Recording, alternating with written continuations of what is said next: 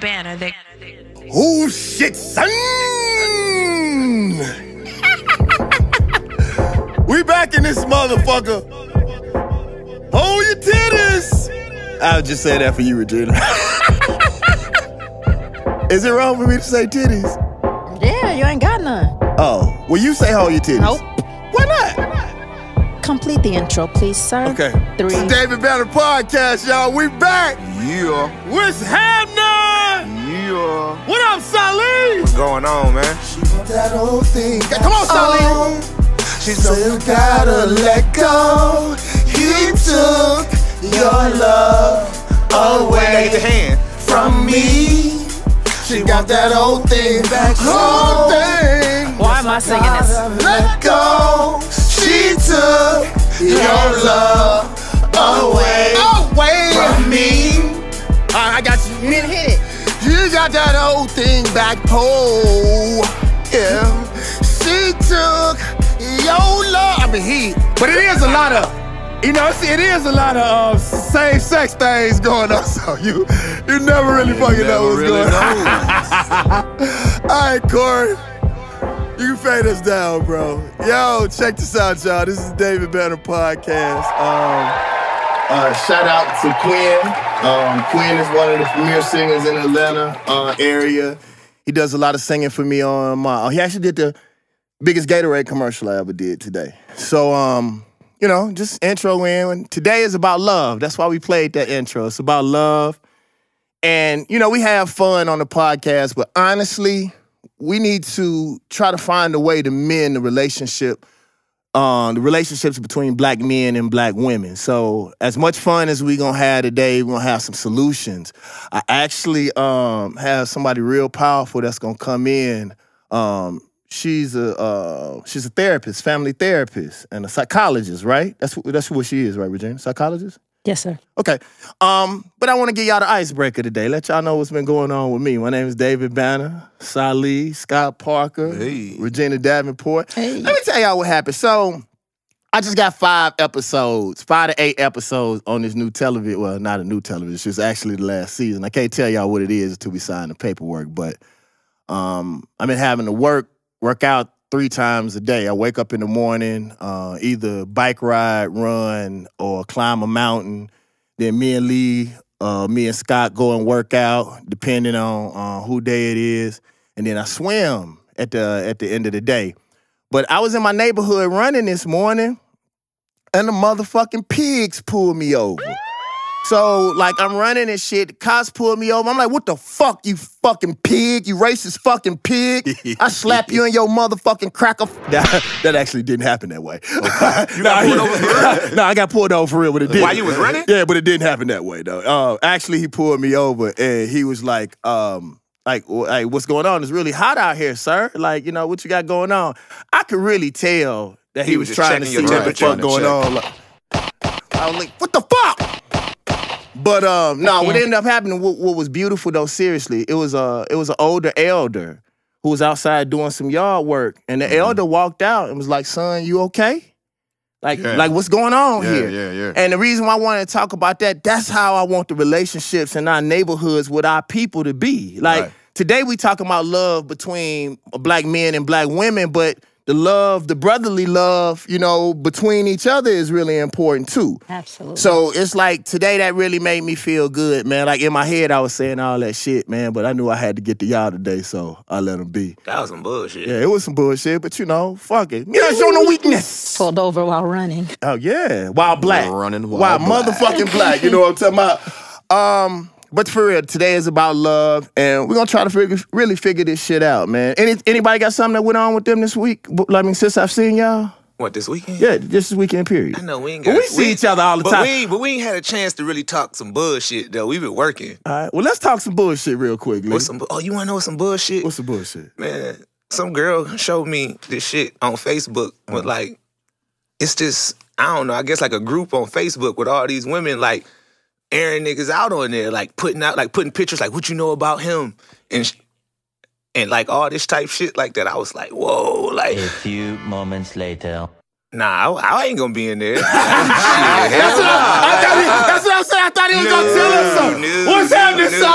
But you not checked at to see all. if you was in there, though, right? I didn't check, but I mean, if I was in there, somebody would have said something already. Rewind! If I was in there, somebody would have said something. Come on, man, tell us. Hey, you know what? So today is about love, but I want all us to, before we go into the show, y'all tell me one time, because most of the time when people on radio or they on TV, they always front like they the heartbreaker. Like, y'all tell me sometimes that y'all got y'all heart broke. Like, man, we don't want to talk about it. I do. All right, I'll give you one. This was it. I turned into a beast after that, but everybody who know me gonna know who I'm talking about, but it was like in high school or whatever. So it was like my high school sweetheart, I guess you could say. And me and my boys, we was doing everything under the fucking sun. But I just was for sure she wasn't doing shit.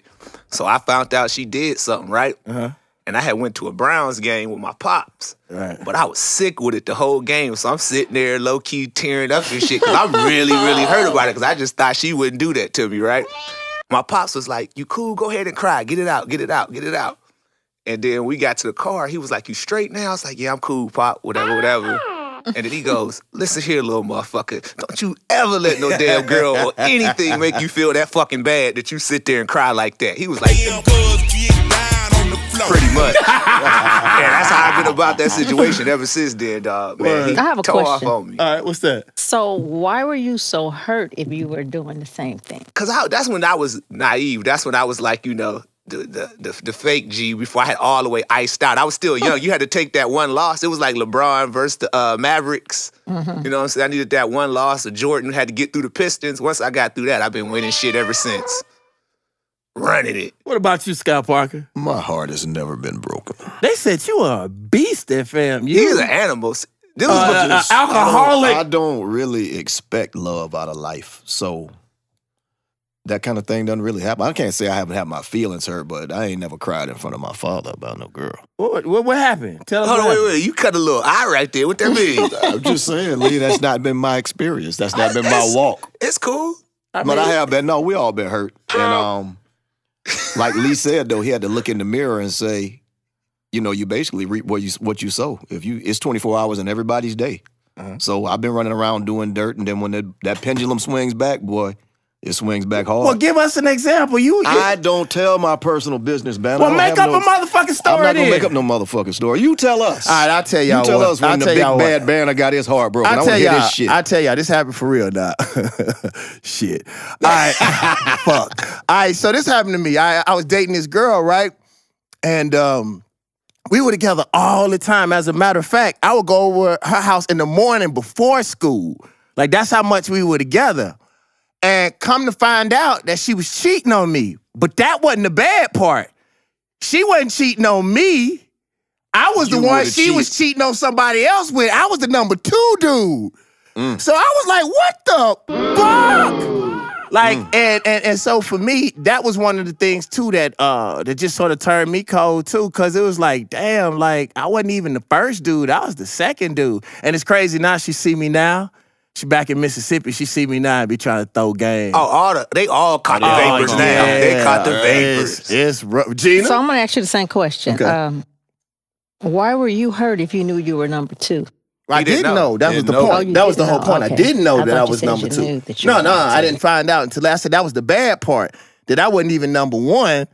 She was cheating with another. She was cheating on the other dude with me. I was the side guy. Side guy. Oh. Yeah, and now, I got ice cold after that. Baby. Yeah, You need that one hard loss early. You got to take that L. You got to get it early though. You got to take that L. Yeah, and it's all about how you bounce back. Because you don't want to be, 34 catching that L. Then you look like a simp. You look like a simp. Then. and then you'll never come back from it ever. Yeah, then you have a bad outlook on women because you all tore up because you was really invested. That point, that was like puppy love shit. Yeah, so tell us one, Regina. Don't be like that. I'm like Scott. I don't like to tell my personal business. Oh, man, come on now. We already talked about this. That's the point. You supposed to be the voice for the your women? gang. Yeah, so Well, tell us a maybe I story. don't have a heartbreak story. All right, well, tell us a success story then. Because don't make us start looking at the rooftop. That's how. Give us You know one. something Eddie, just give us one. Okay, let's see. Heartbreak, success. Whatever you want to tell us, it's fine. But talk to the mic, though. I don't know that I have a story. Okay, so let's see. I'll give you a heartbreak story. All right, go ahead. We're listening. Once upon a time, a long time ago. No, I would say my high school sweetheart as well. I found out he was cheating, and I thought I was the only one too, but I wasn't. And on top of Give us some juicy details. So it was bad news. That was juicy. Did you miss it?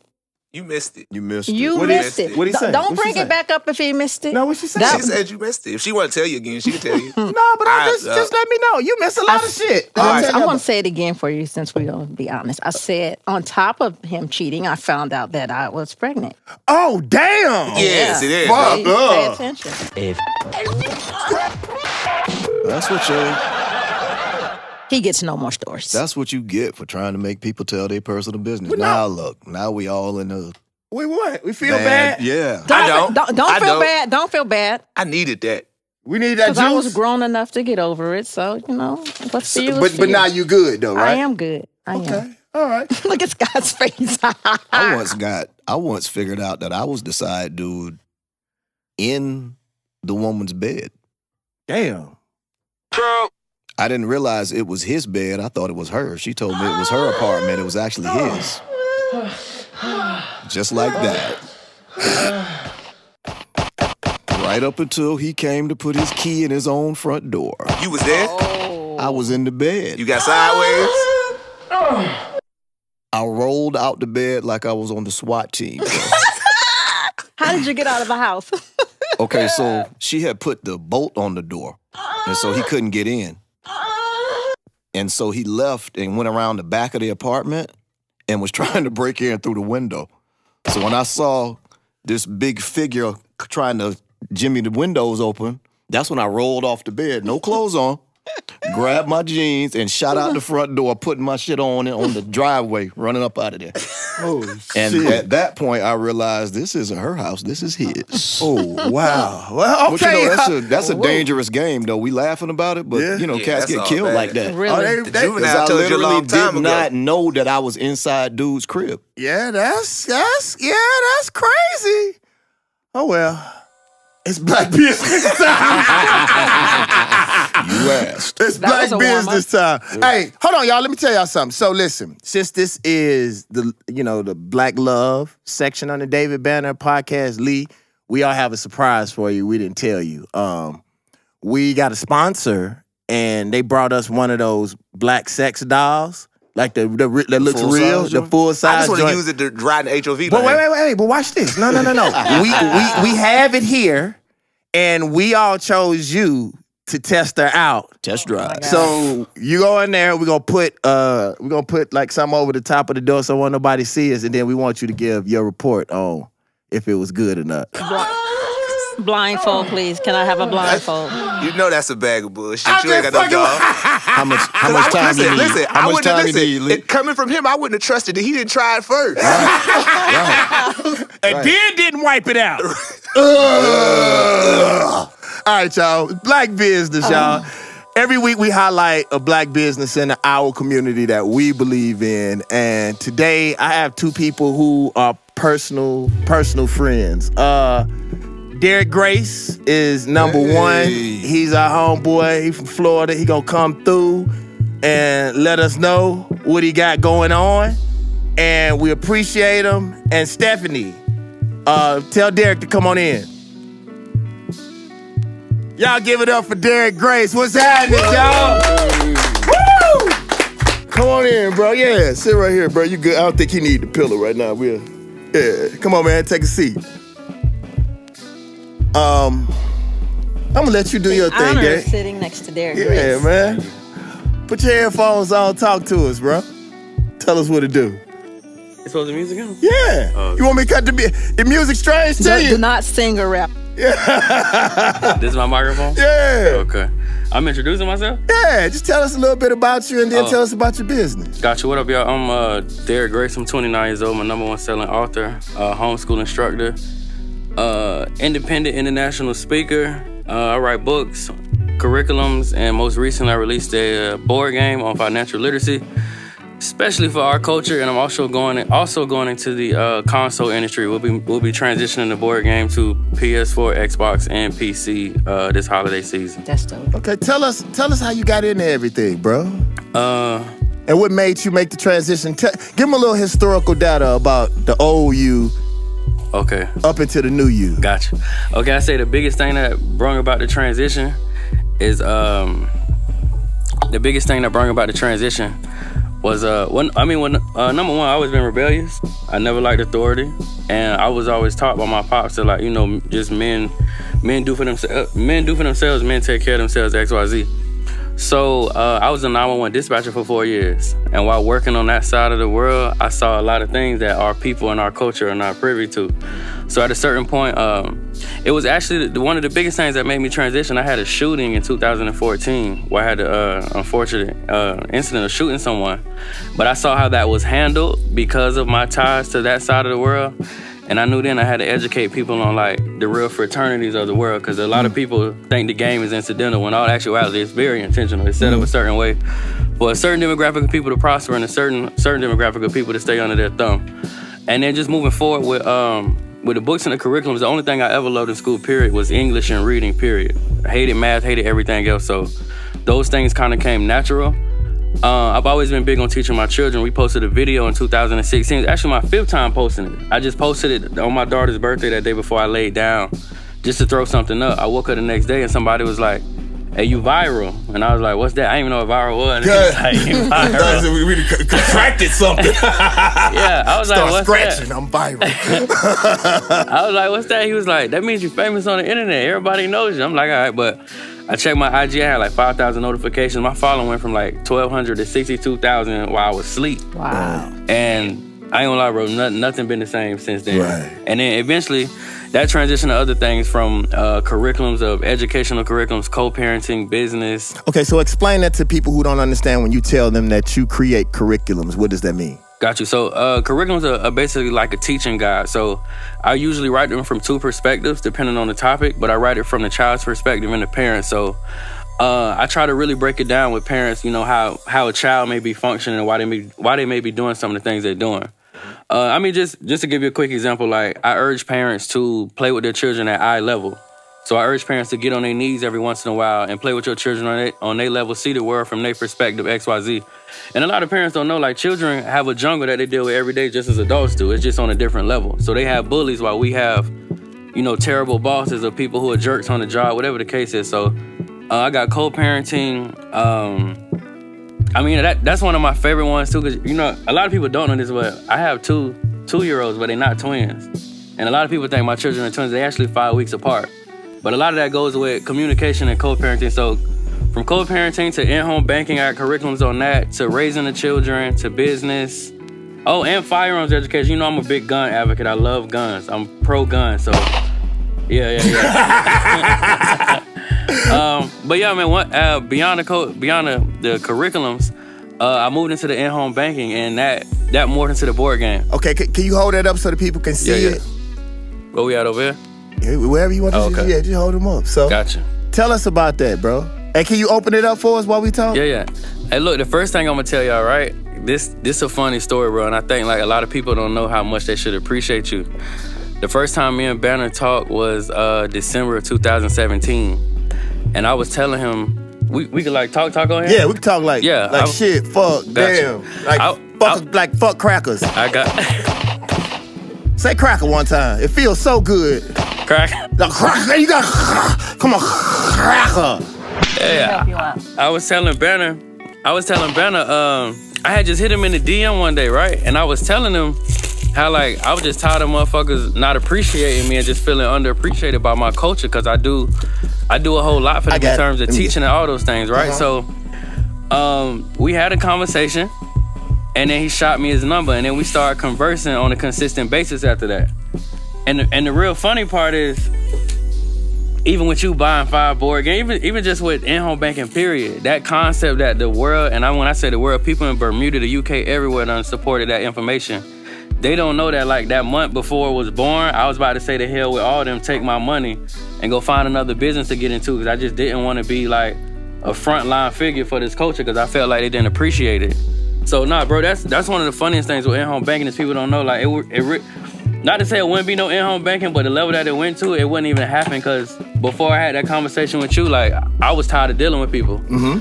And but outside of that, moving forward, we end up taking the information, which is financial literacy, and putting it into a board game. Like the biggest thing I did with the game, well, what I tried to learn how to do, figure out, I say, is I tried to figure out how to infiltrate the black home. And one of the biggest things I learned with our people is we're overly invested in entertainment. If things are entertaining for us, a lot of times we won't give them the proper attention that they need. So I was sitting there one day, I'm not gonna lie, I was real high one day, I'm sitting there and I'm like, you know what? I was like, you know what? We're gonna take the information and put it in the board. And I was like, if we can make niggas think it's fun, they're gonna buy it. They're gonna buy it for their family. And if their children see it colorful in little pieces, and then like, you know, my motto is also family business or none at all. So it was only right that I included all my children on the dollar bills, XYZ. But that's what really turned it into a board game. I was like, no, we gotta find a way to make this being economically fit shit fun. It's boring. We gonna find a way to infiltrate the black home. We gonna, you know, the medicine and candy method. We gonna make them think it's all fun, but when they open it up, they gonna see like, no, it's nothing about this. That's a game. So, in closing, I want you to tell people where they can find you, where they can buy all of your products, and just, no. Before I let you go, bro, tell them, I was so impressed with this, bro. Tell them the reason. Remember when I asked you about the tattoos? And you remember what you told me?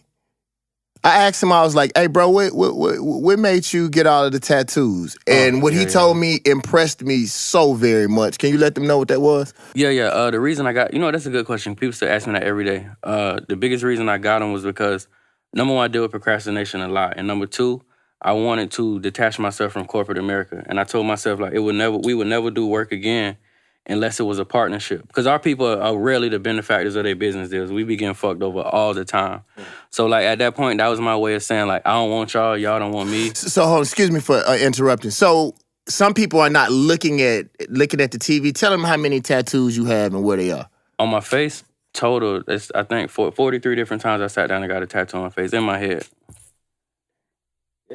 But yeah, no, that was the goal, to just put it in a place where they look at me and turn their face up, and my face been turned up at them, so cool. Right, so now you have to represent, right, because you drew a line in the sand. Absolutely, yeah. At that point, we had no choice, and the beauty of it these days is that there are department stores who want to get in on the game now, and like they making offers that we would have thought was amazing back in 2012, but in 2019, because we leveraged it and we did it independently, we meeting back. Like I said, it's a partnership, but we able to tell them like, nah, no deal, get the hell up out of here because y'all tripping. Those numbers are crazy. Yeah.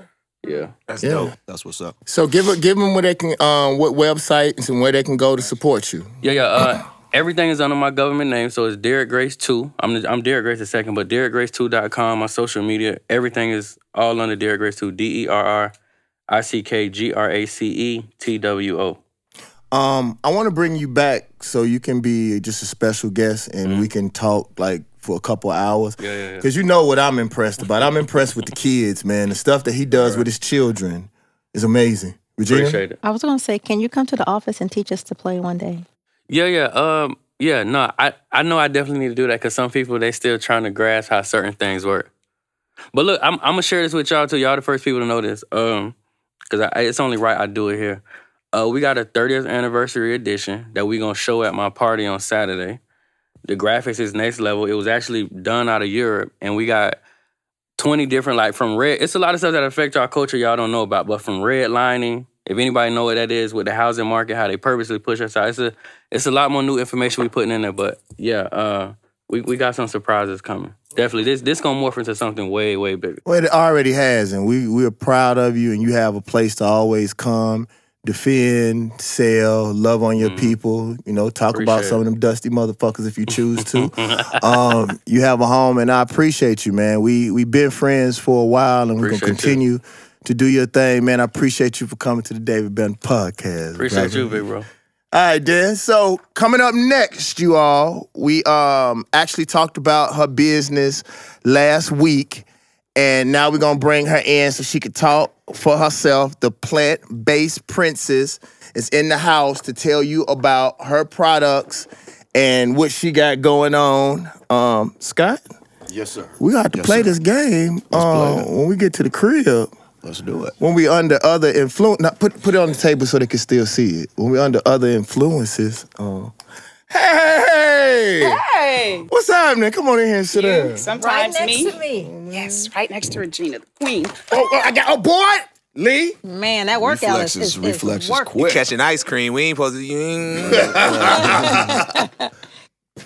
I can taste some. I know I'm on this diet, but put your headphones on so you can see. Ladies first, ladies. All right, introduce us. Introduce yourself to the world. Tell them what you got here. Hey, everybody. I'm Dee Dee, the plant-based princess, and I have the world's best vegan ice cream. What can I say? We were voted best ice cream in Atlanta by Creative Loafing, and we offer lots of exclusive flavors, things that you're not used to getting when you get vegan ice cream. One of our best sellers is banana pudding. Another one is our cognac caramel crunch. Mm-hmm. We put Hennessy in the caramel when we cook it, so it's amazing. And we can put Hennessy in the cream if you like. Hey, let me ask you a question. Yes. Can you spread the Hennessy flavor over small people? Can you make it into a syrup? Yes. Yeah, and then is it Hennessy sex syrup? Lick it off of the small women? Can anybody see my face? I like small women. I'm hiding mine. You know what I'm talking about? I can't say that word today. No, you cannot. What's the proper word? The one you don't need to use. Yeah, it's small people. Oh, it's small people. You know what I'm talking about, don't you? Yeah. Okay, but You can do whatever you like. All right, so tell us what you got here. So today we have your favorite. Okay. Which is, we call it Soulmates. It's cookies and cream. It's a sweet vanilla custard with Oreos. Okay. So it's pretty simple. People love it. It's kind of everybody's favorite. Sally, you got your dad some sweet potato pies. Yeah. Tell her what your dad said about them sweet potato pies. Oh man, he was like he you gave him the peach cobbler too, and he was just all night. I just kept seeing him go over to the refrigerator and just taking spoon. I can't eat all this at one time. And he just taking little spoonfuls, running back and forth. But now you definitely made his day yesterday. Well, good. I'm glad. And so this one, I don't think you've tried this one, the cognac caramel crunch. So tell us really quick, just some of the things that you had to go through in order, because I've watched you build your business, and I'm very, very, very proud of you. But for some of the other young ladies out here that's trying to start a business, tell them some of the problems you had and some of the things you had to work through. Wow. So I posted this morning. First you hustle, then the hustle leads to the grind leads to a win, but then you got to repeat the process. And for each level that you go to or grow to, there's another level of hustle, another level of grind. And the biggest thing that I'd like to tell people is to get your paperwork together, right? Understand your numbers more than anything, because as the prophet Sugar Free says, if it don't make dollars, it don't make sense. Who would you listen to this morning, Miss Regina? Sugar Free.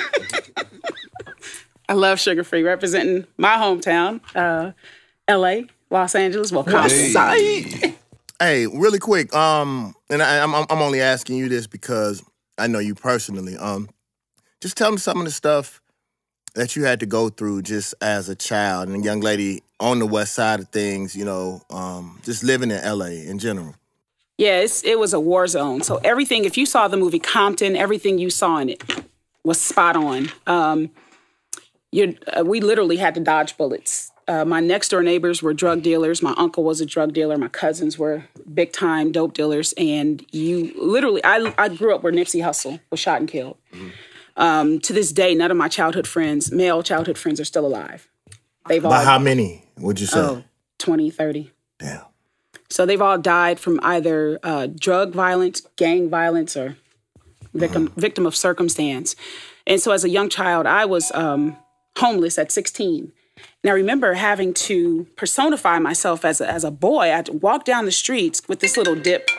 Not that I could fool anyone, but I walked down the street with this little dip, hoping that, nobody would catch me. But in that process, I actually ended up getting raped. And so I remember saying to myself, I don't want to live. If this is what life is, like, God, what you got me here for?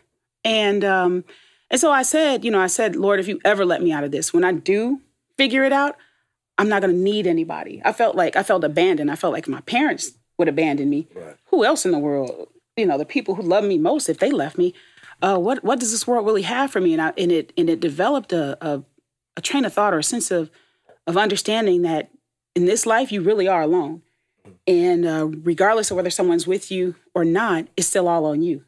So so fast forward, all the things that I'd gone through and seen really kind of made me the person I am today. And so where before I was sad about my grievances and issues, now I'm happy for them because they shaped me for this time. Okay, so we brought you here for the business section, but I just want to expound on that a little bit. So how did those things affect you mentally? Because one of the things that we're gonna breeze across today is the mental health issue, and that's something that is very important to me because I battle with depression. You know, how did those things that happened to you, how did that affect your personal relationship and your love that you have for other people personally? I was like, fuck everybody. I mean, it really did make me pretty callous, and I wasn't interested in what anybody had to offer me or what anybody had to say, and I was very untrusting of people. I didn't feel like I could trust anyone. If my family abandoned me, then who else is trustworthy? Right. But mentally, as far as love, it helped me. I developed a very weird sense of love. Like, you know, love is subjective. So however the people that you love surround you, treat you, you believe that and receive that as love. And so you begin to accept things that you potentially wouldn't accept. So at 21, you're making decisions based on emotion, right? That's the type of love that you kind of go by. And the love for me was, can you take care of me? Okay. Can you support me? That's what love meant. But as you grow and grow into understanding of yourself and what love really is, you begin to recognize that your understanding or observations of love and in love were really wrong. Okay. So in closing on this section, if there was anything that you could tell a young girl who wanted to get in the same type of business that you're in now, what advice would you give? What's the one key thing that you would tell that young lady? Never give up. Know your numbers. Find a mentor. Read. God, everything you need to know about running and starting a business is in a book. And if you just take the time to read and find a mentor who's been there and done that, then I think you stand a really good chance of running a successful business. Okay, now tell people where they can find First Batch, online and offline. So we're First Batch Artisan Foods. On Instagram, we are First Batch AF. The AF stands for Artisan Foods, not as fuck. You can find us at firstbatchartisan.com. And we're located inside of Moods Music. We're there Friday through Sunday. Our pies, or sweet potato pies that y'all had last week, can be found at Slutty Vegan. ATL, I think everybody knows who she is. Do you know any Slutty Vegans? I do. That's for me to know.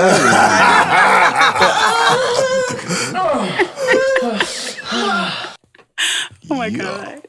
So, and you can also find my ice cream at my shop, and then at Wadada ATL Monday through Sunday. Well, we thank you for coming out. We're going to have you back. And I like to just tell you I appreciate everything that you've done. I tell them you're part of ABV, whether you like it or not. So, we gonna cheat for you every time we possibly can. Well, I appreciate you. I told y'all last week that I called her from Hawaii, and I had seen, I had visited supposedly the best vegan ice cream in the whole entire world, and they didn't have shit on you. So I'm really proud of you. I've seen you cry. I've seen you punch walls. I've seen you laugh. You're not supposed to tell everybody about that part, the ugly part. Don't tell them. We're supposed to live our best lives in public. Don't tell them. Gets no clearance. I'm sorry. I'm kidding. No, it's damn. Bro, the tears are real. Yeah. They still happen. Well, we appreciate you for coming through. We love you. Thank you. Love you more. That wasn't just the best vegan ice cream. I think that's the best ice cream I've ever tasted. Thank you. And it's dairy-free, y'all. So a lot of people have this hang up with vegan, and they think it's nasty. But I promise you, I'm the Nino Brown of the vegan dessert. Well, I sprinkle a little crack in every single thing that I do. And so it will have you fiending for more. So y'all come check us out. Patchwork has a freezer. All right, y'all. So y'all ready? We about to go to our sections. And guess who we going to first? Regina! Nope. Oh, that's going what to I'm the strip about. club. Uh-oh. go. What's his motherfucking name? This is real shaft, like. We back on the block. We gon' tell you about the music that night. What's his name? He got the sports and the music. He gon' tell you what. I need the staircase like Willie Dynamite. You can catch him at a But nah, though, I'm on. the flame. Yo, come through.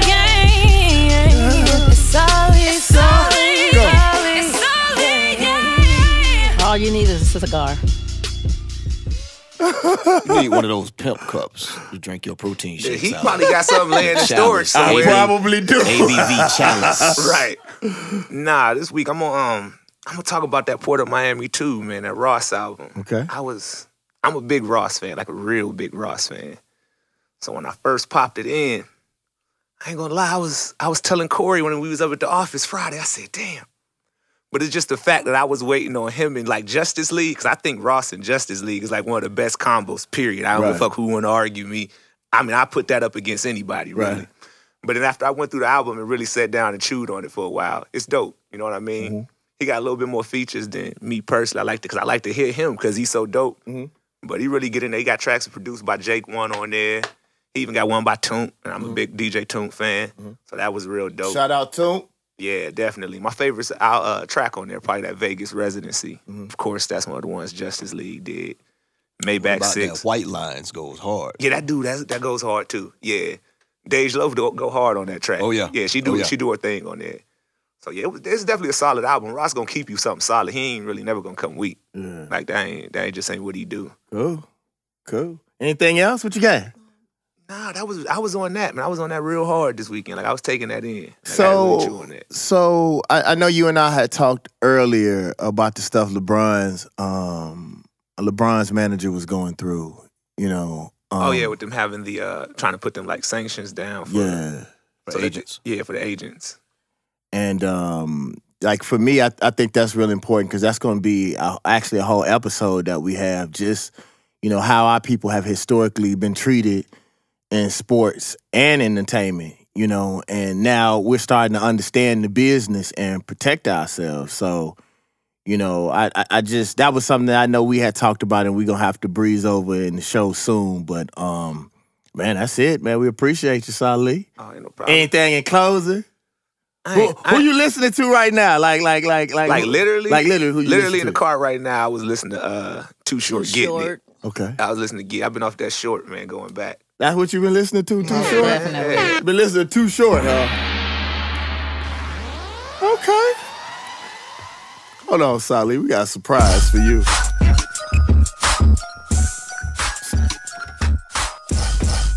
Yeah.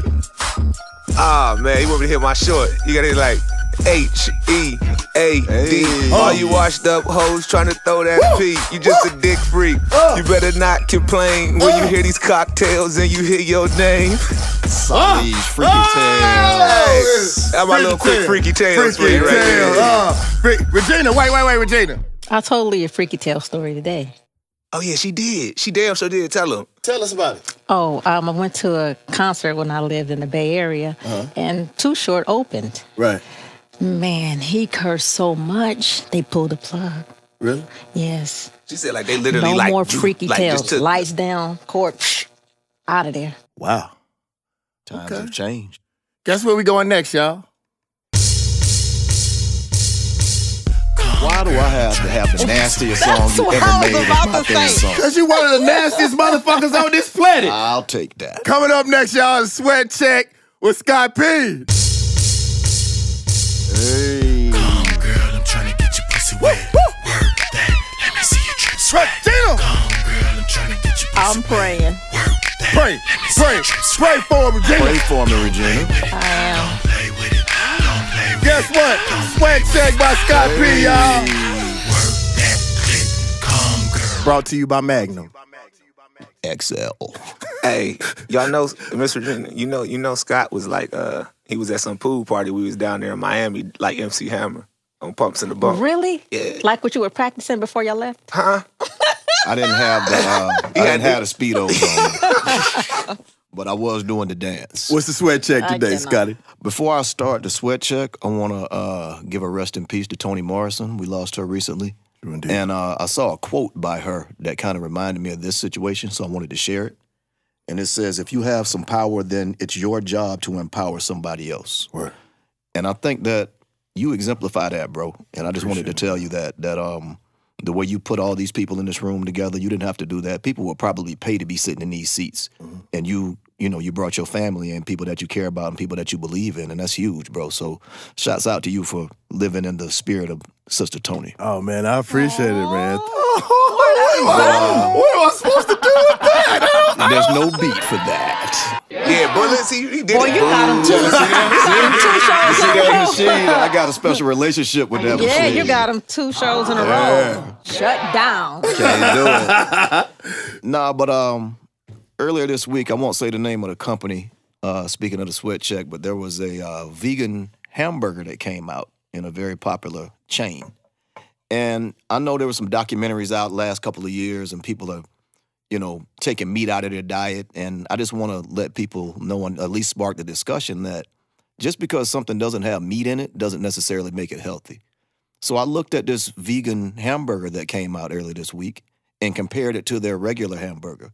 And actually, the vegan hamburger had more sodium, more sugar, and just as much saturated fat. Mm-hmm. So just because you pull the meat out of something, you really need to ask yourselves the question, what are you replacing it with? If you're replacing it with things that are harmful to you, especially African Americans with such high sodium, I mean, this burger had over 1,000 milligrams of sodium in it. I don't know, you're a hypertensive, you have high blood pressure, yes, so you know this. As an African American with problems with high blood pressure, you're only supposed to have 1,500 milligrams a day. This burger had 1,000 in it. And what's funny about that, Scott, is I told her the same thing. When I pulled the meat out, I asked her what she was going to replace it with. And what did she say, Banner? I wish I had your drum machine. A Vienna sausage.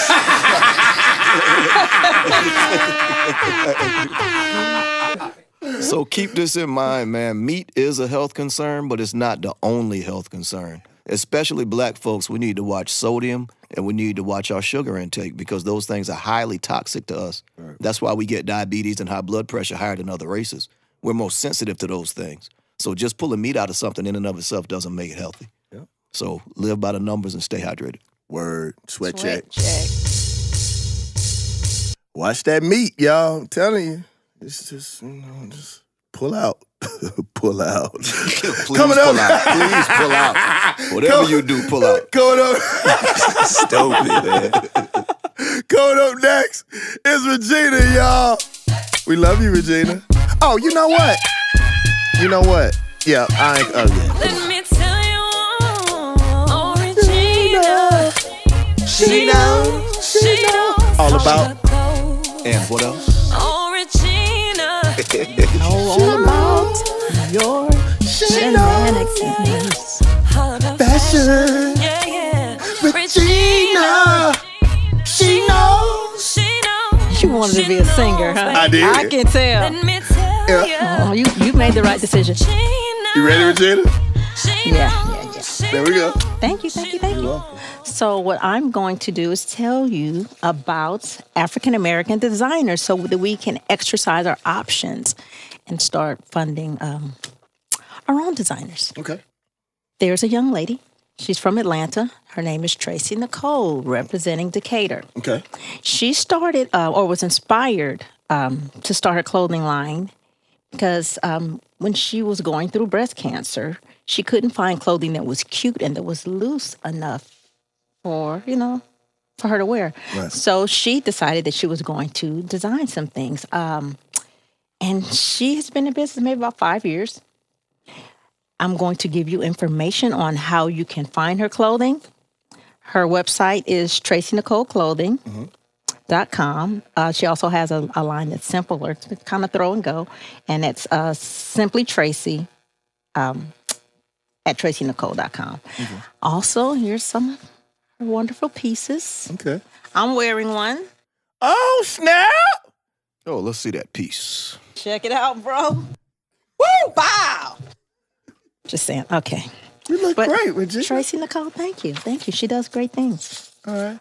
TracyNicole.com. Tell us one more time where we can find it. Support your black designers. www.TracyNicoleClothing.com. TracyNicole clothing. You should know how to spell that.com. Let me ask you a quick question, Regina. It's something that I always thought about. Like, how much pressure it must be on your children and grandchildren, the fact that you are as fucking fly as you are. Like, you one of the flyest motherfuckers I ever met in my whole... I'm serious.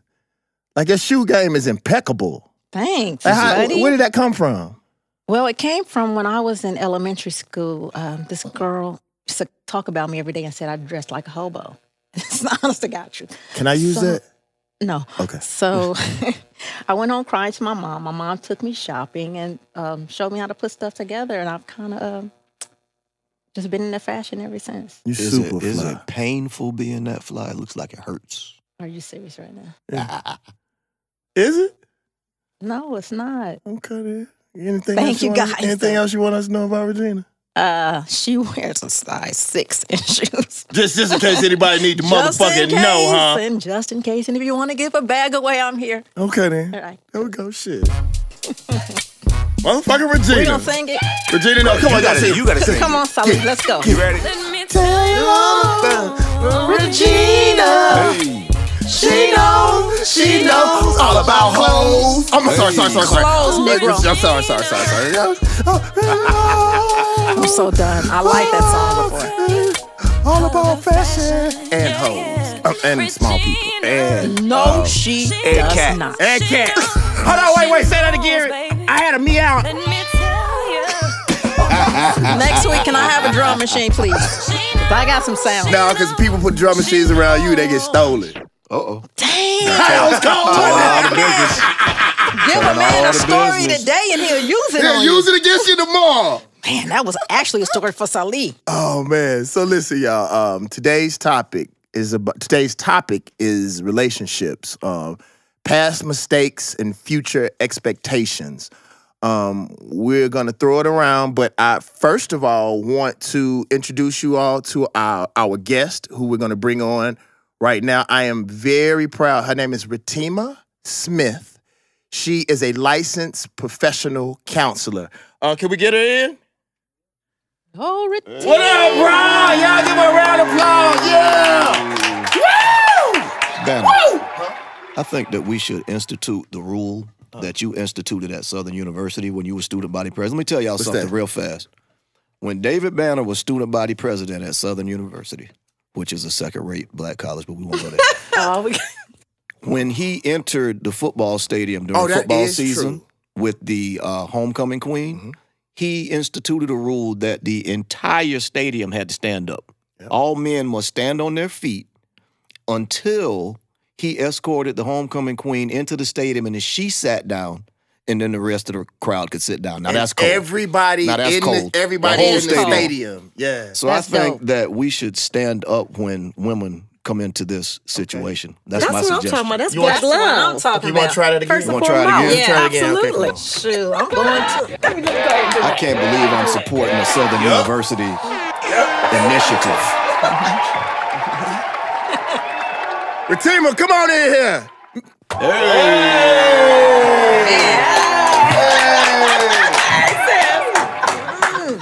So, Ratima, on behalf of the David Banner podcast, we'd like to thank you for coming. And this is just a token of our appreciation to you. Oh, yeah, that's all good. Thank you. Scott, you had something for... Well, this was a private moment between Regina and I, but Regina, I bought you some flowers. I know your favorite color is orange, just like the podcast backdrop, so I'm going to bring you your little gift for the day. Yay! I love flowers.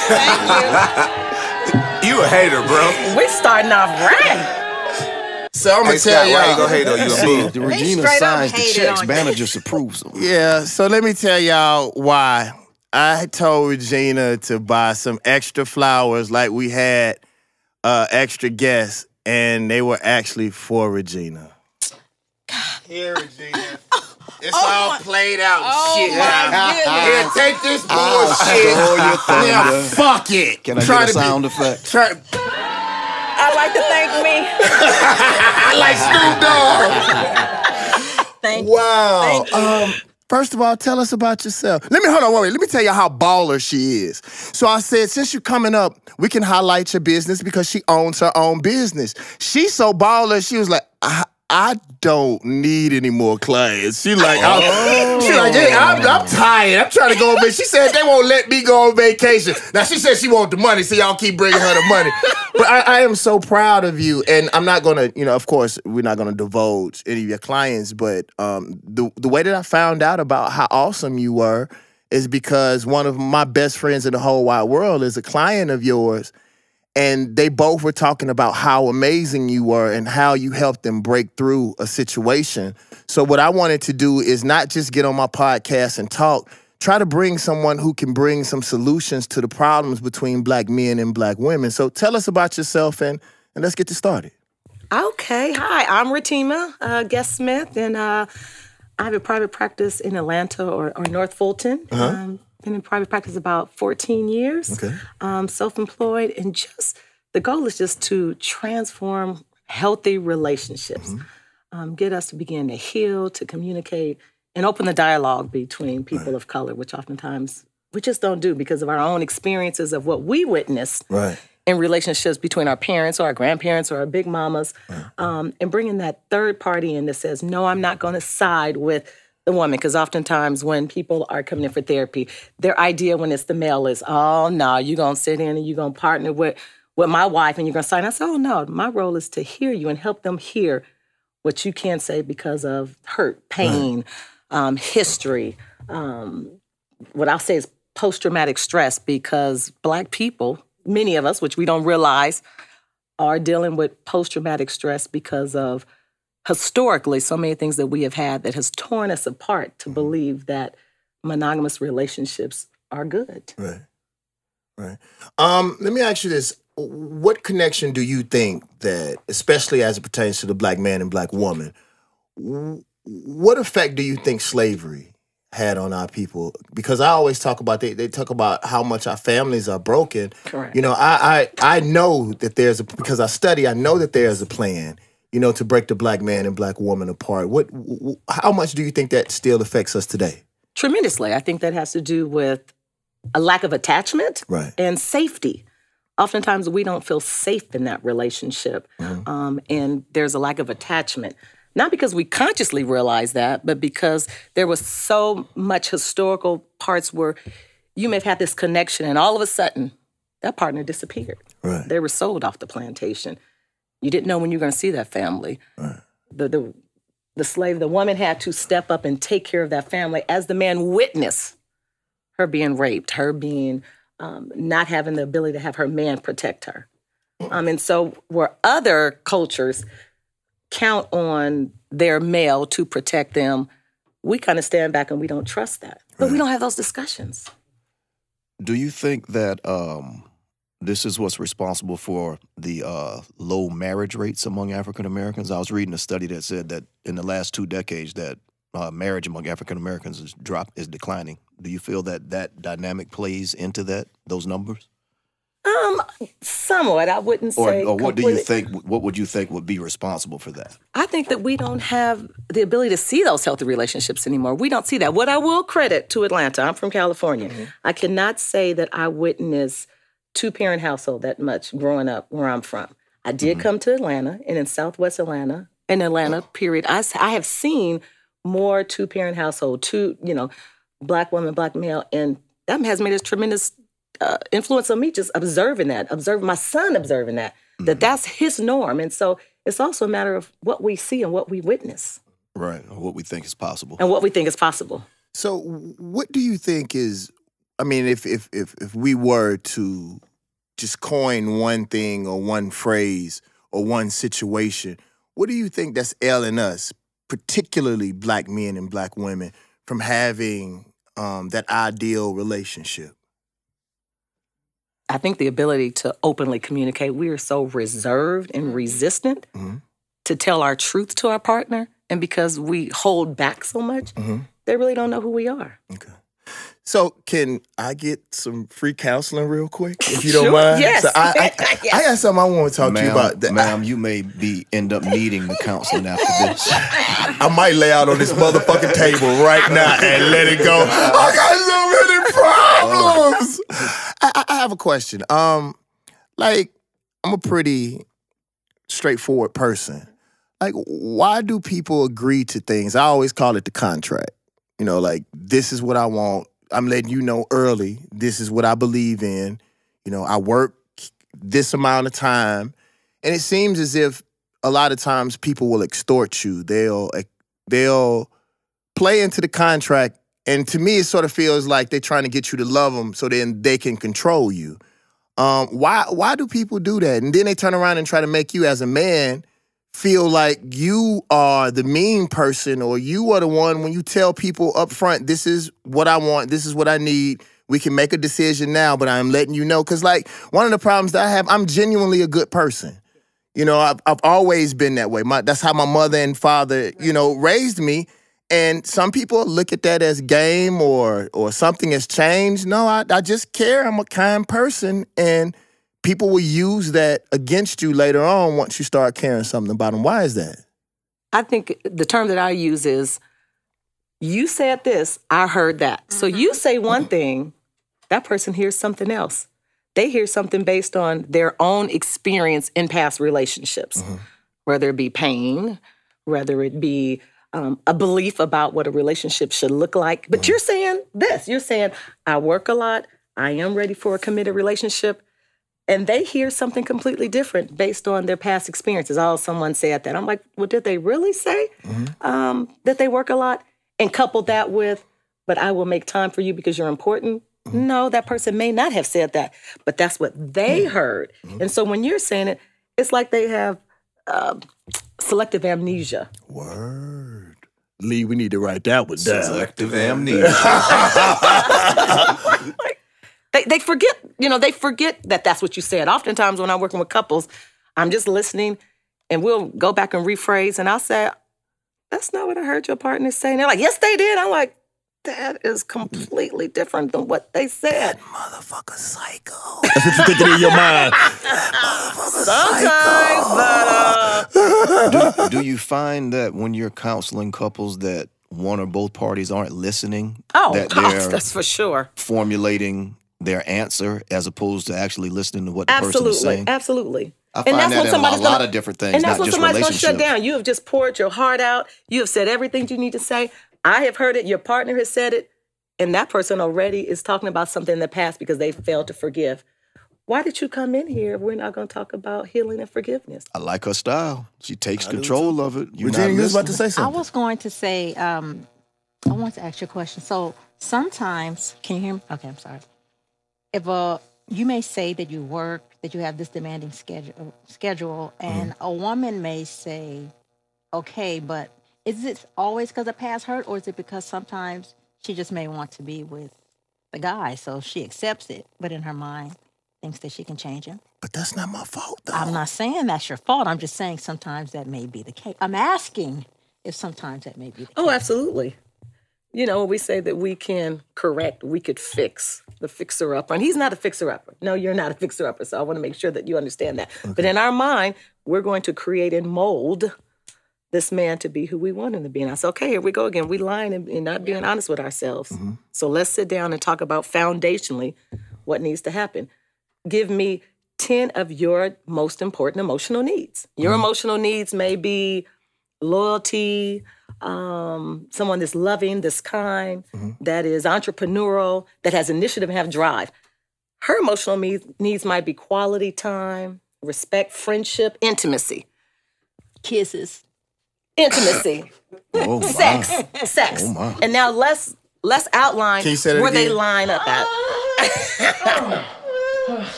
Oh, I'm sorry.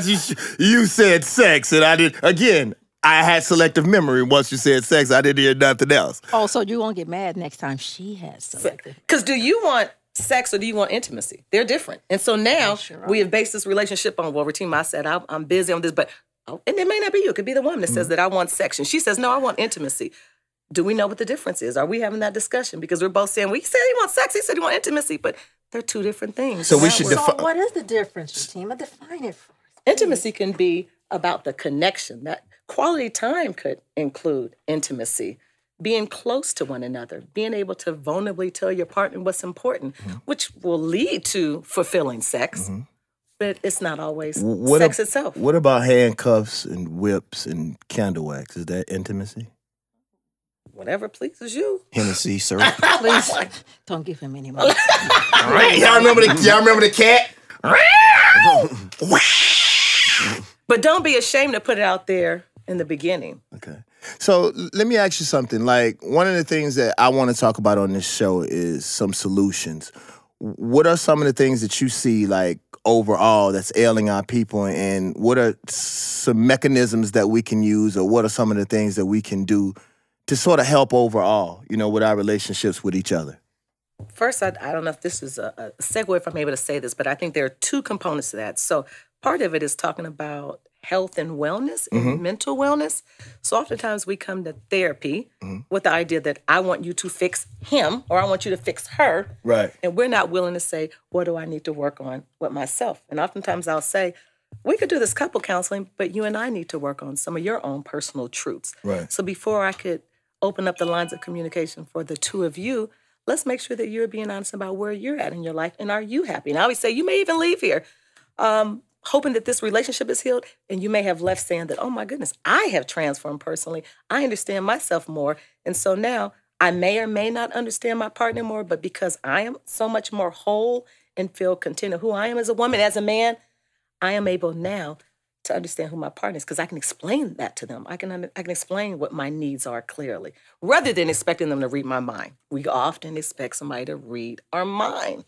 Yeah, my therapist told me that. My therapist told me that thinking you know what someone is thinking is insanity. Yes. Because even if you're 99.9, if you are 99.9% right about what you think they're thinking, is still not right. She said that's why it's best to just ask, because there's no way for you to know. Yeah. What are some things that your training has helped you figure out about yourself? Yeah, that's a good question. Y'all keep going.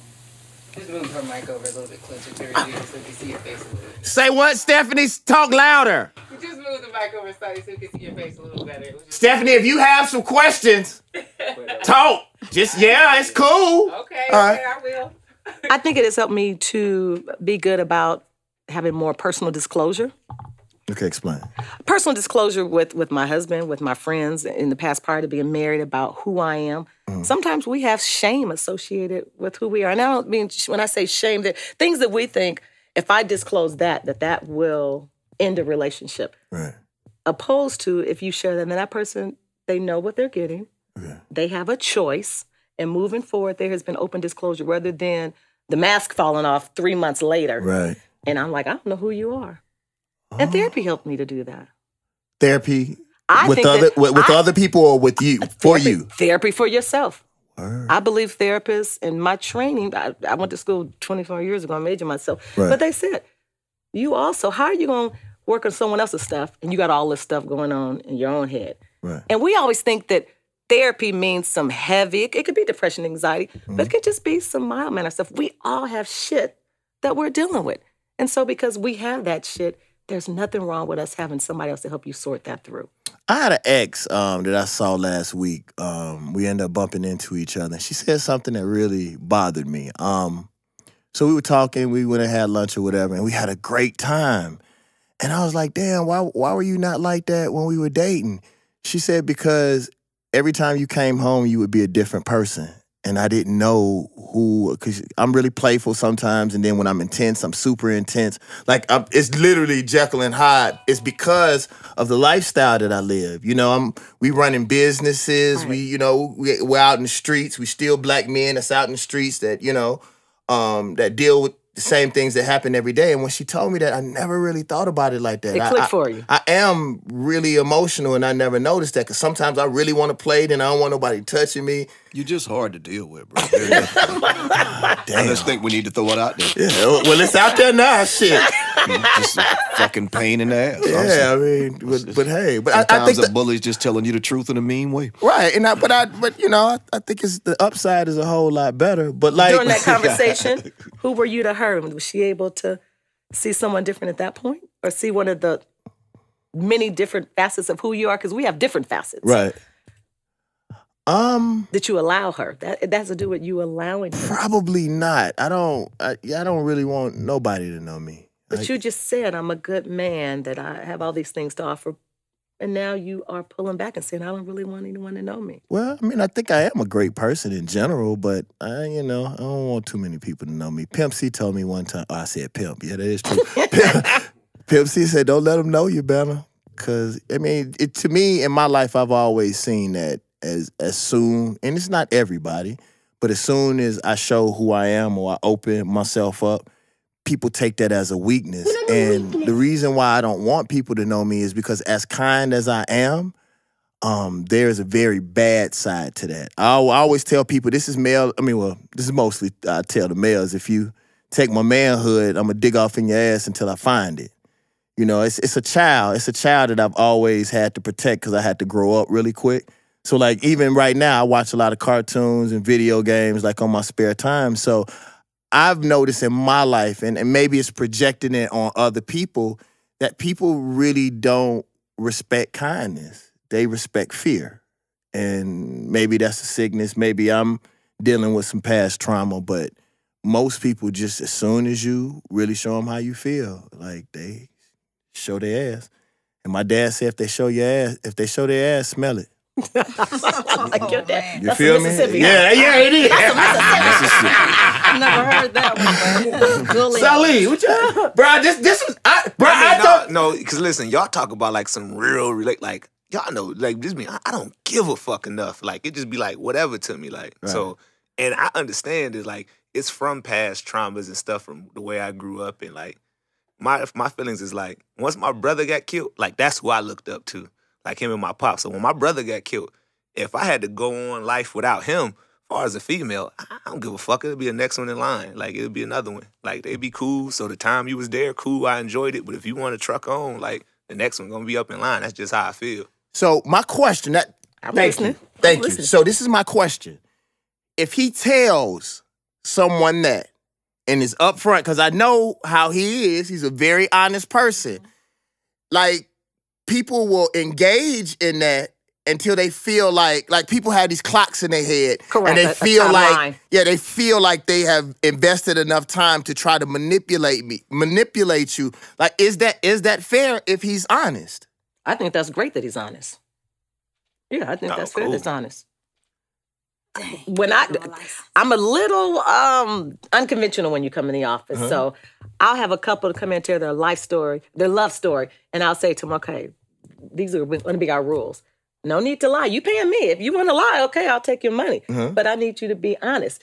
If your love story is based on the first date was just hit it, then tell me that. So I know what the foundation of the relationship was. But a lot of times if it was a friendship, tell me that so I know that's the foundation. But don't come here and lie like it was this beautiful love story. That's your love story.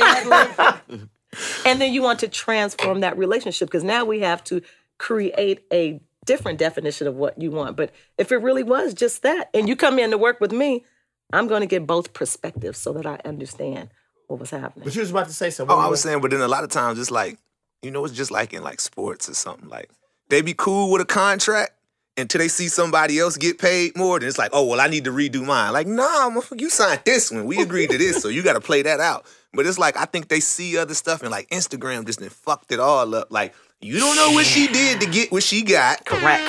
So don't bring that to me because you looking at a one-by-one box. That's not telling the whole story. You don't know what she did for that.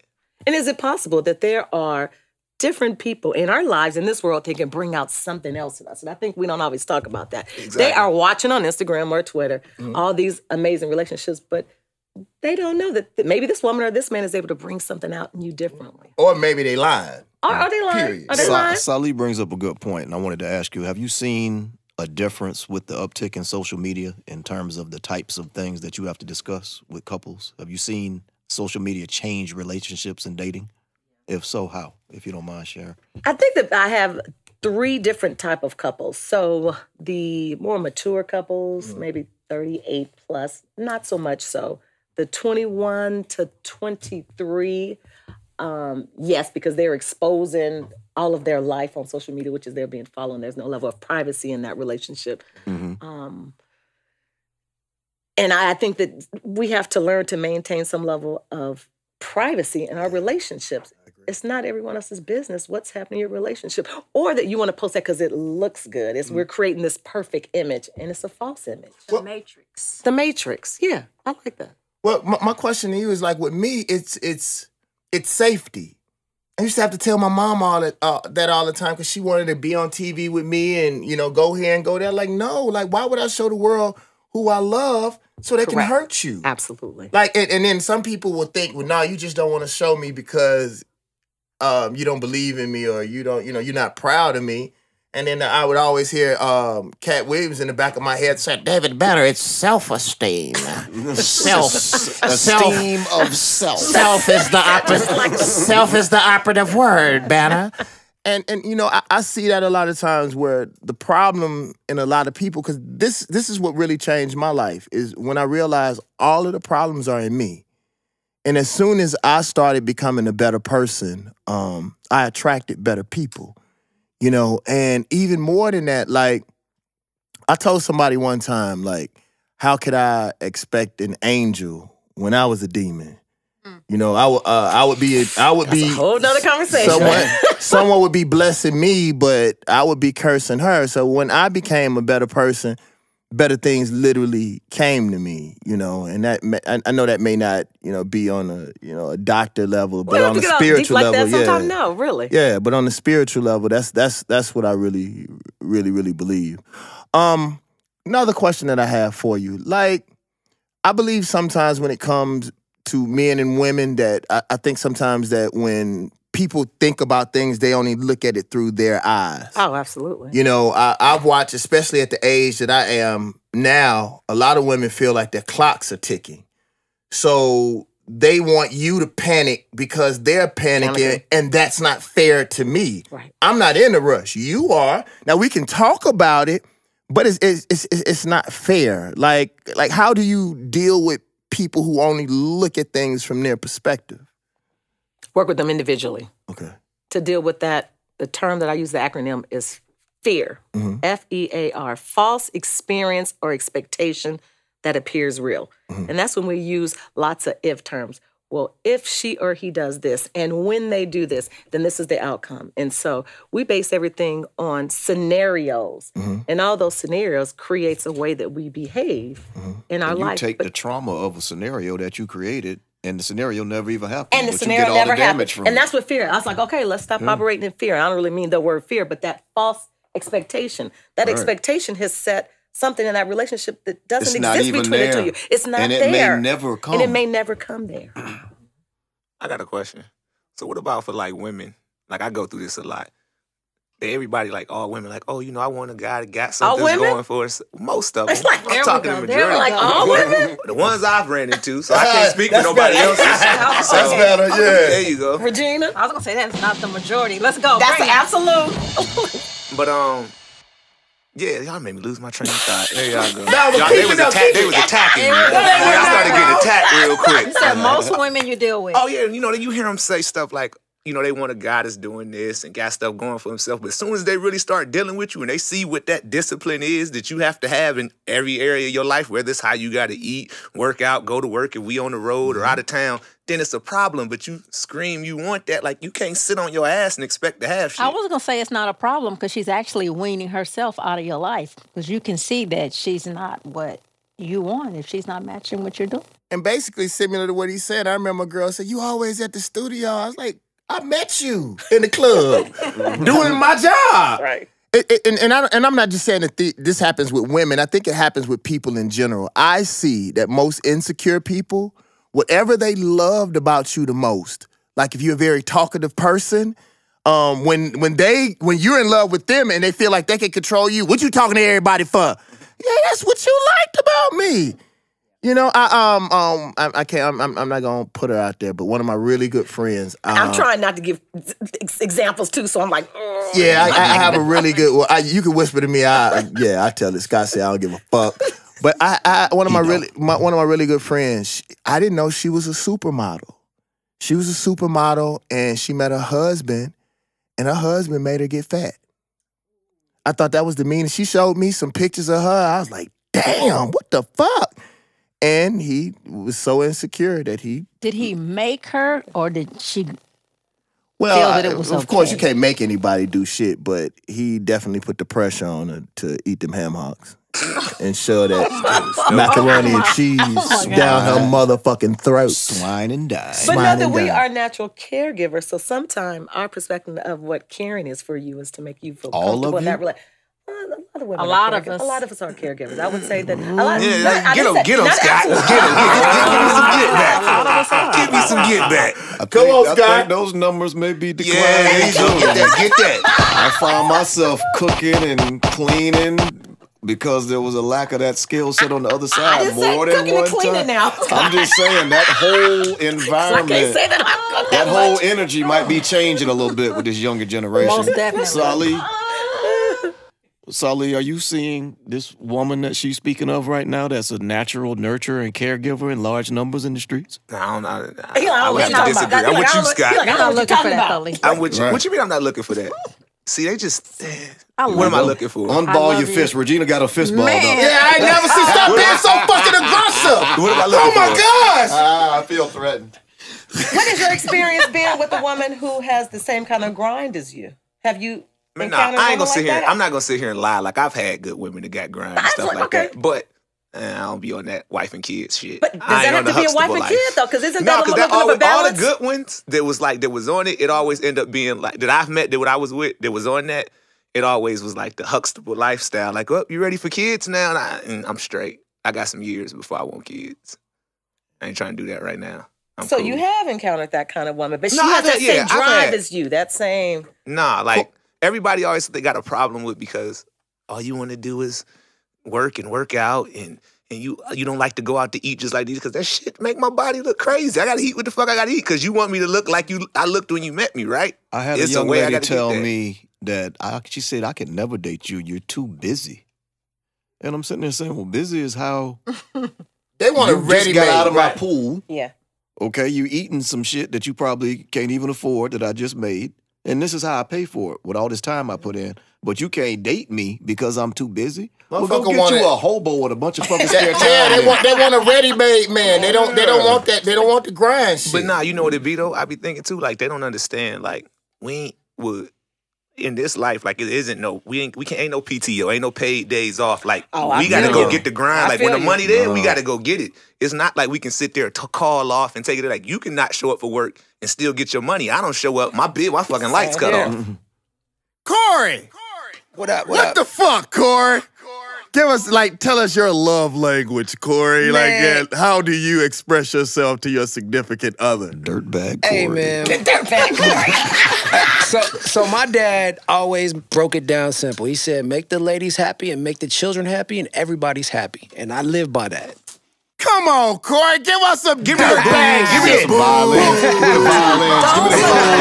Don't succumb to peer pressure, Corey. Hey, you know, Corey. I had me freestyling Too Short earlier. You gonna say that? You gonna say that shit, Corey? Freaky tales.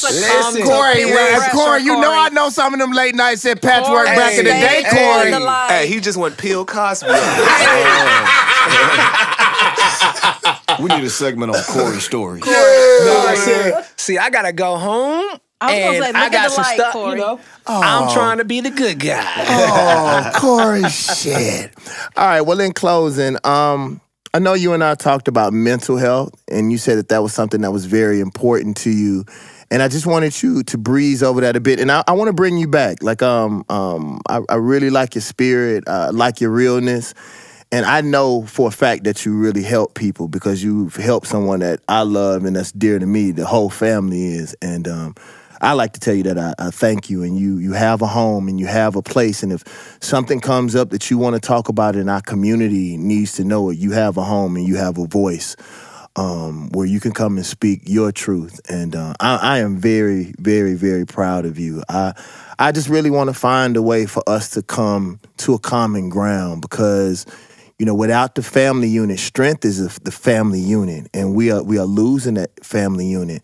And it's crazy because so many black people want to move into the future and move forward when the further that we get away from what our grandparents have and has done, you know, the worse our culture becomes. So if you want to breeze over, you know, mental health for a minute, and then in closing, just give some people some help, you know, where maybe they can better themselves. We would really, really appreciate that.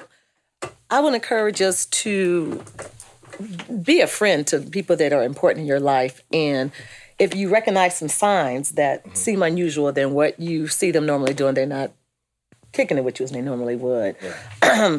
They're being a little reclusive or self-isolating. Or for men, it'll be stuff like they often complaining about body aches, headaches, some of the things that we think that's just from working out. Oh, I'm feeling a little stressed because I was working out, but you now have a little bit of a headache, or you're a little cloudy, and sometimes we think, oh, I smoke one, so that's what's going on there. No, there are physical signs for men that we need to recognize.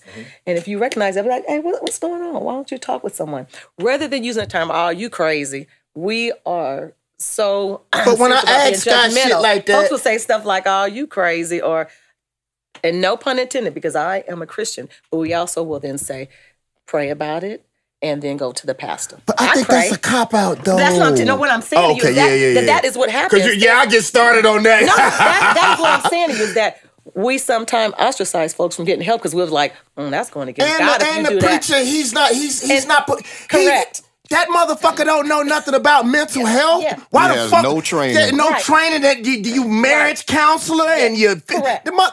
Boy. Well, that's what I mean is that we oftentimes have said, I can only go to church and pray about it. I can only go to the pastor. About the work part. So Regina does all the praying for us.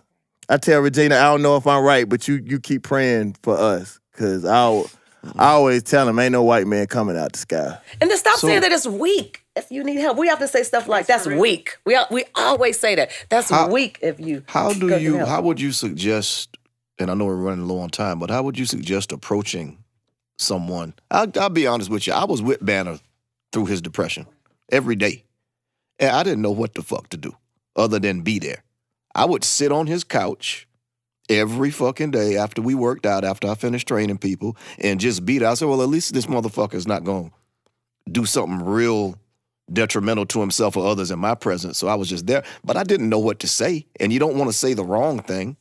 But what I'll tell you as a friend, bro, you being there was enough. The support system. And being alone, the only friend you got during the depression, you were in much poorer shape than we originally thought. But shit, at least, but for real though, I always tell, especially when I talk to kids, the biggest problem is thinking that you're the only one that's going through shit. Yes.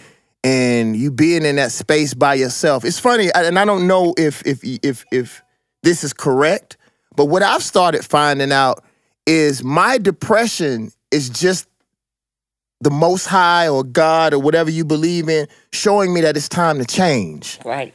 It's time to stretch.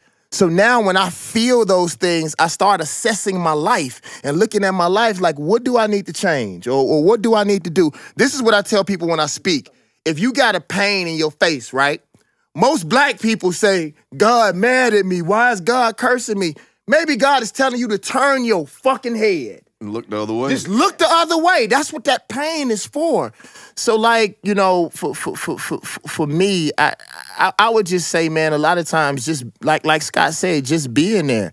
And I'll tell you something, since we talking about this, most of the people that's in this room now, they are what keep me from being depressed now. Because I had a very wise person that said, have you ever seen a depressed giver? You haven't. What makes you depressed is me. Why that motherfucker treat me like that? All the shit that I did for that nasty fucker. But if you don't have time. So like, I think about making sure that Regina is all right, making sure that Salih is all right, making sure never check on me. Making sure Scott don't cut nobody. You know, it can happen. Yeah, it'll happen quick. A support system. That's going to be the most important first step. So can I call you? So how do you approach somebody if you think they're going through early signs of a mental crisis? What would you suggest that a person do? That is not a therapist? Mm-hmm. Yeah, like me, because I spend time around a lot of, people one-on-one, with different traumas. Just talking to them one-on-one and kind of just going through what their daily habits are, and then saying, this is not you. This is not you. Let's get together with somebody. You're not your normal self. I know that you're not behaving like you normal. You're not doing what you normally do. Let's maybe talk to somebody. I like that. And if you need me, maybe I can connect with you. Oftentimes I'll tell people, bring in whoever you want that makes you feel most comfortable. And I always tell motherfuckers, I am not a therapist. Because people come to me and try to talk to me. I will give you my opinion, but you need some real... I think every black person in America needs therapy. I agree. All the shit that we went through with these nasty-ass crackers. I cracker all fucking cracker. We own our motherfucking business. Cracker. I need you to come on over and sit right outside of my patio when we looking them fools out. Oh yeah, I talk about them dusty motherfuckers, chalk eating. Anyway, somebody dusty. At closing, you said chalk eating. Because they had all that white dust and shit. You know what I'm saying? So, and it is affordable. Oftentimes we feel like I can't afford it. That is true. So there are sliding scales where it can be, some people. Yeah, but that's just like eating healthy. Black folks, we always complain about shit being too much, but you'll spend $45 million on some white folks' shoes, some Gucci, some Louis Vuitton. Yeah. Your mind is more what you put inside of your. But I told a girl one time I was teaching a wellness class before, and she said, "But that good food costs too much." I say, "Motherfucker, you got a Dooney bag, a motherfucking Louis Vuitton shoes. I like you spent $2,000 on the outside of your body, and you want to be cheap about what you put inward, whether that's your mind or your physical health." I think I'm gonna stop before I start talking too much shit. Can I say to everybody, if you are employed, because there's something different if you're self-employed. For anybody that is employed, most of your employers will have what's called the Employee Assistance Program. And that is a short-term program that your employer pays for that entitles you to free counseling. Oh. Anywhere from 3 to 6 free counseling sessions. Most of us, or at least a lot of therapists, will subscribe to that and say, sure, it's like an introduction. You'll get a 45-minute free counseling session, no charge to you. You just ask your employer, what's EAP? What's the name of it again? Employee Assistance Program. So if you have Cigna, Blue Cross, Shield, or whatever it is, you just go to your HR and say, hey, I want to look online. Who's our EAP? Who is our EAP provider? They will give you a list. You will give them your zip code. Or you might say, a lot of people say, I told them I want a black therapist. And I want a black therapist in this area. They will then give you therapists in your area. Or if you have somebody that you prefer, you can say, can you look their name up? I got a question. I'm sorry. You Scott. Go. I was just going to ask her, why does she think that, or do you find that, because it's my perception, but this may not be true, but I feel like the African-American community has an aversion to therapy. Almost a shame to air our dirty laundry. I don't know what it is, but nobody's perfect, and I don't understand. Right. Do you see that? Is that a real thing? I do see that. That is a real thing. But historically, in the medical community, there has been what we call tracking. Mm-hmm. And so how they label us opposed to some of the other communities is different, and that has created mistrust in the African-American community. So you can go see whoever you want, but I would say maybe start off with an African-American therapist. Right. Who can relate culturally. To your experience. Who can relate to your experience. And Atlanta is good for that. And not every therapist is going to be good. You should go with your gut. Some therapists suck. And just because they have the doctoral degree doesn't mean that they got it. Mm-hmm. I think you are blessed and endowed with a talent as a people person.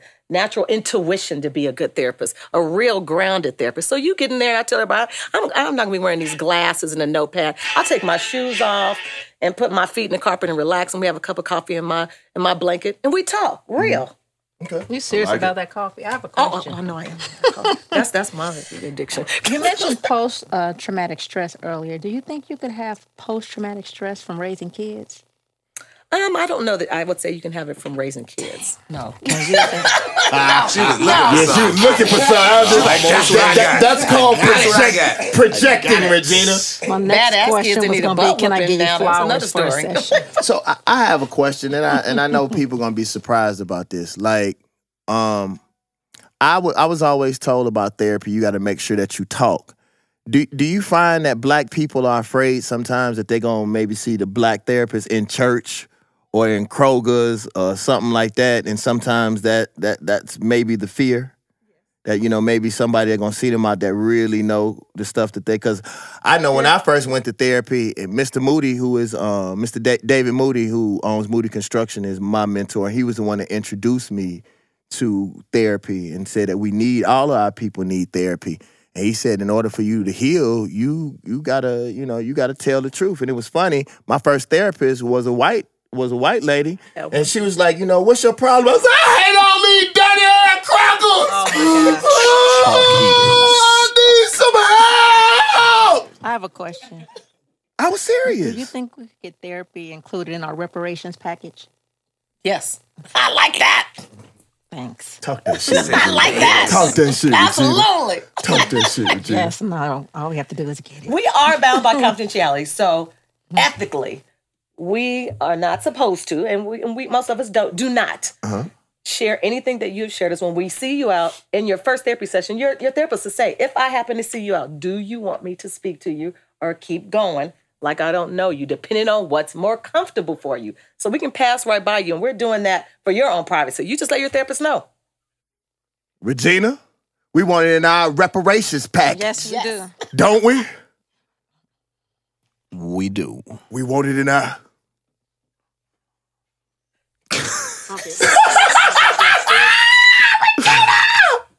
All right, y'all. Corey, what you talking about? So, in closing, is there anything that you want to say to the people? What's the last thing you want to leave with? Let's revive Black love, Black relationships. Let's heal, transform, and that means to just start. Okay, that's beautiful. It started. All Black relationships. All Black relationships. That's beautiful. So, in closing, I always like to get a word from one of our elders. We bring in young people. We are the middle ground, and I think in order to really heal our community, we need the whole village. So I always like to end with an elder. So this is how we're going to end today, with my mom. Let's check it out, y'all. Corey, you can turn it up for us. Where my go, Mom? Love is just because, no strings attached. Loving someone to get something in return is not true love. It's bartering or manipulation. Not, I love you because you do this for me, but rather, I love you because you are you. Not because of who I aspire to mold you into. What attracted you in the first place? Sometimes it is the flaws. Loving me in spite of may cause me to want to change. Trying to change me may cause me to pull in the opposite direction. I love you. I love you too, Mama. I love you too, Mama. The David Banner Podcast, y'all. Blessings to y'all, man. Y'all be good. Love your mom. And Hey, Corey, make sure y'all go subscribe on the Banner Vision's YouTube channel at the Banner Vision. And if you want to follow on Instagram, it's the David Banner Podcast on Instagram. and Merchandise. Yeah, merchandise. www.davidbanner.com and get all your merchandise you need from there. okay, I like that. I felt really emotional right there because I really we care gotta about get that y'all. in there. I love Mama too. We gotta slide that. Yeah, man, we all good though. Hey, but I will tell y'all something in leaving is that y'all make sure that y'all protect each other. I went to speak at a lot of Black colleges, and I say, we have our fraternities, right? And I say, since the Qs are, the muscle-bound dudes, then why don't y'all police the campus? You know what I'm saying? Like, we have to make sure that we get back into protecting our women. And, that's something that I want to talk to you about later, is about how America is squashing the roles. And it's so blurry now, to me, and I'm just saying this, I feel like it's an attack on the straight, strong Black man. You know, people say that they want us to do things, but it just seems like, you know, America is crushing that. So for me, you know, we thank you again, and we hope that you come back and visit us. Thank you. Thank you. I really appreciate you all. All right, y'all, it's David Banner Podcast. Corey's a fucking dirtbag. Dirtbag Oh my Corey. God. Getting me in trouble. He went straight hanging with Mr. Cooper on Yeah. Motherfucking Lee don't give a shit. I do in my own way. Scott Corey, stay in the gave light. Regina some nasty ass flowers. They are not nasty. Orange roses. And I hope Regina trips and drops them in the trash, but keeps my flowers and water them, cause Hey, tell him the ones I got you was better than all of them, right?